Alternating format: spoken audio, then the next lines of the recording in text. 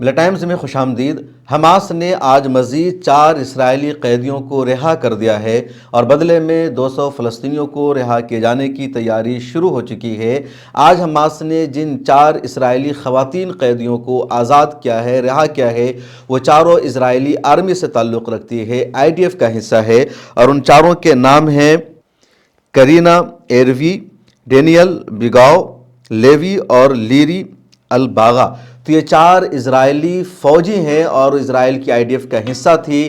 طوفان Al-Aqsa operation کے دن یعنی 7 اکتوبر 2023 کو حماس نے ان سبھی کو اسرائیل سے گرفتار کیا تھا، ان کو یرغمالی بنایا تھا، اور اس کے بعد حماس نے ان کو اپنی قید میں رکھا۔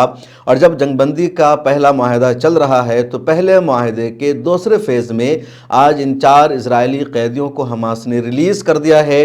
IDF نے ان کو ریسیو کر لیا ہے اور IDF کی طرف سے بھی اس خبر کو کنفرم کر دیا گیا ہے۔ جس خبر میں جاننے والی بات ہے وہ یہ کہ جب حماس نے ان چاروں اسرائیلی خواتین قیدیوں کو ریلیز کیا تو اسی شان کے ساتھ، اعزاز کے ساتھ، حسن سلوک کے ساتھ، جس نے دنیا کو ایک مرتبہ پھر اپنی سوچ بدلنے پر مجبور کیا اور حماس کی تعریف کی جا رہی ہے۔ جس طرح پچھلی مرتبہ حماس نے 3 اسرائیلی لڑکیوں کو ریلیز کیا تو حماس نے ان کو ان کی مرضی کا مطابق لباس دیا، ان کے ہاتھ میں حماس نے گفٹ دیا، وہ مسکرا رہی تھی اور چہرے کے تاثرات سے ذرہ برابر بھی نہیں لگ رہا تھا کہ قید میں ان کو کسی طرح کی پریشانی کا سامنا کرنا پڑا ہے، حماس نے ان کے ساتھ کوئی غلط برتاؤ کیا ہے، ان کے ساتھ کوئی ظلم کیا ہے۔ اسی طرح جب آج ان چاروں خواتین اسرائیلی فوجی کو یا کہہ لیجیے اسرائیلی قیدیوں کو حماس نے ریلیز کیا تو ان چاروں کو اسرائیل کا جو فوجی لباس ہے وہ پہنایا گیا، ان کے ہاتھ میں فلسطین کا جھنڈا دیا گیا، ان کی تصویر لی گئی اور اس کے بعد ان کو حماس نے ریڈ کراس کے حوالے کیا۔ پھر ریڈ کراس نے ان کو اسرائیلی آرمی IDF کے حوالے کیا اور IDF نے ان کو اب ریسیو کر لیا ہے۔ اس خبر کو IDF نے کنفرم کر دیا ہے۔ اب یہ تصویر سوشل میڈیا پر وائرل ہو رہی ہے۔ ٹیلی گرام کے ذریعے القسام بریگیڈ نے بھی اس تصویر کو جاری کیا جس میں چاروں اسرائیلی آرمی خواتین ہیں۔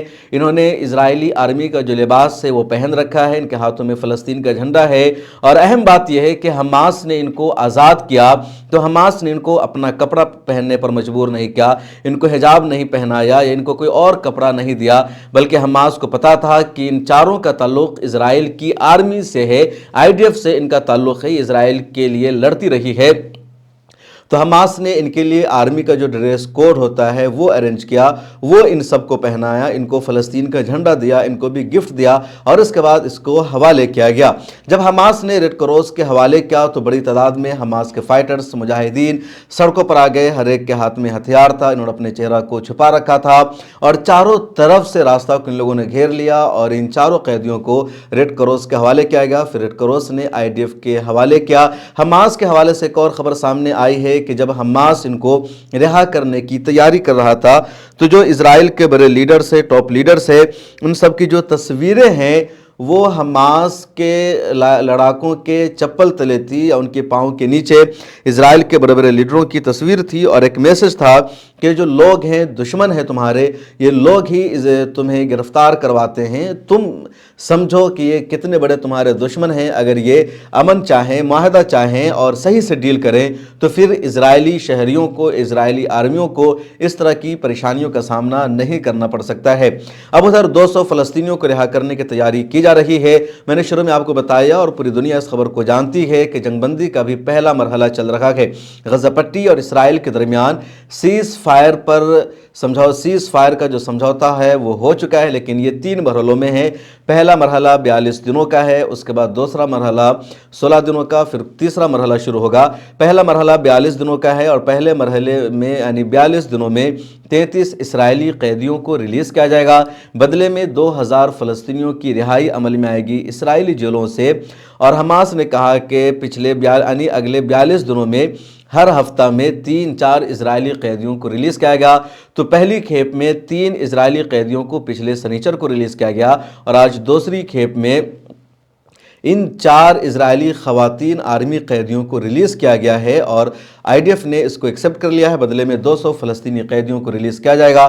2000 فلسطینی قیدیوں کو جو آزاد کیا جائے گا اسرائیل کی جیل سے، تو ان میں 250 ایسی قیدیوں کی تعداد بھی شامل ہے جن کو اسرائیل سے عمر قید کی سزا مل چکی ہوگی۔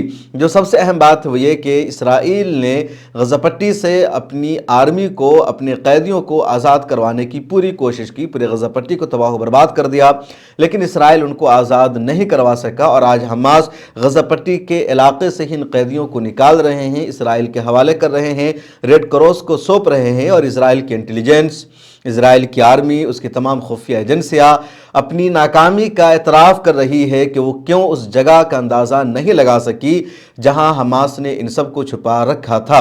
غزہ پٹی میں جو ملبہ ہے، غزہ پٹی کی جو تباہی ہے وہ ناقابل بیان ہے۔